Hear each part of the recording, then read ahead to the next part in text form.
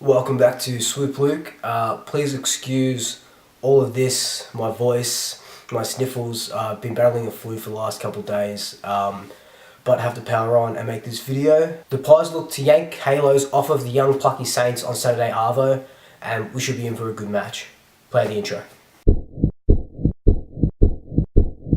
Collingwood win their greatest ever margin as Collingwood unleashed here.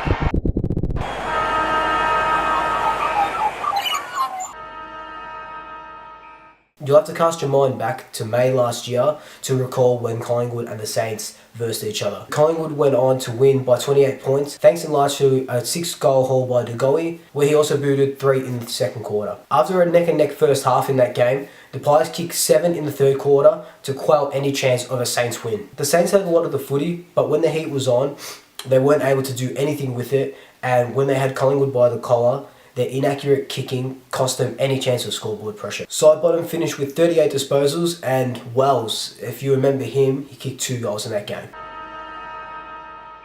The Pies come off of a narrow 19-point win against a young, energetic and enthusiastic Blues side. Carlton matched Collingwood for most of the game, bar a 10-minute spell in the last quarter, where Collingwood kicked 5 unanswered goals after being down by 11 points at around the 20th minute mark. The experienced heads of Treloar, Grundy, Sidebottom and Crisp won out in a game that also saw Callum Brown cement his spot in the best 22. An injury-ravaged St Kilda lost last week by 18 points to West Coast and have now lost 3 on the trot. Although a brave effort in regards to all the injuries that have been mounting for the Saints, they just couldn't find the answers to a West Coast team that are starting to click into gear, and they're on the ugly side of the ladder and face a 4-4 deficit. Although their never say die attitude saw them reduce a 30-point margin into an 18-point margin in the last quarter, it was all said and done by that time.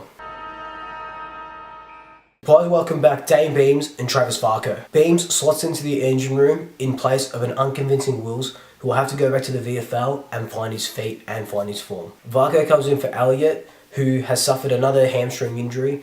They reckon they'll be out for 3 to 4 weeks, but thankfully it doesn't look like it's the same part of the hamstring that he has injured in previous seasons. Varco will look to use his speed and his forward pressure to generate the electricity that the forward line needs. Reid retains his spot thanks in part to Mason Cox's ankle not coming up as well as everyone hopes it would, so he might be out for another couple of weeks. Buckley also came out and said that De Goey has been battling a leg injury for most of the season, but he has been chosen to play and will be given every opportunity to play on Saturday Arvo. If De Goey isn't laid out, I'd love to see Isaac Quaynor debut, or if he's not ready for a debut, even though he's listed in the emergencies, I would like to see Wells just back out there, back on the park, and he deserves a run at AFL. As mentioned previously, the Saints have been rattled by injuries. They bring in Robbie Young, who was looked over in 5 drafts, but he finds his place on the team sheet on Saturday, who looks to add speed and dash to the Saints team. They also bring back John O'Marsh, who is an ex-Magpie who will play down back on one of our tours after a stint in the VFL.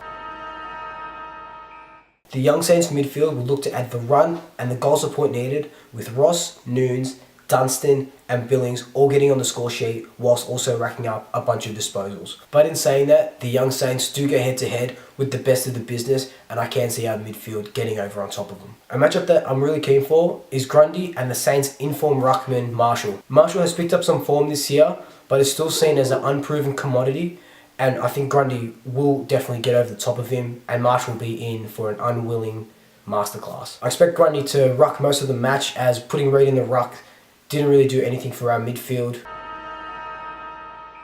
I think 3 losses in a row is going to be a bit too much for the Saints. I feel like they will come out hard in the first quarter and even in the second, but by the start of the third, they'll have run out of steam, which is where we'll pounce on them, much like we did last year.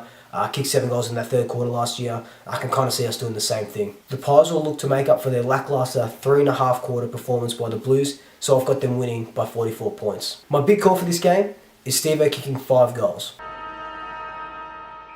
Although I've got Collingwood winning by 44 points, I still think it'll be a great game to watch, as the Saints will look to bounce back from their 3 losses, but like I said, I think it's going to be a bit too much for them. Also, I want to thank everyone who's viewed my last video. It's got over 250 views, which is the most of any video that I've recorded and uploaded thus far, so thank you for that. Also, I want to shout out to Collingwood because they've liked a couple of my tweets doesn't necessarily mean that they watch the videos, but it's blind support, I guess. Also, I do have a Twitter now. It's at Swoop Luke.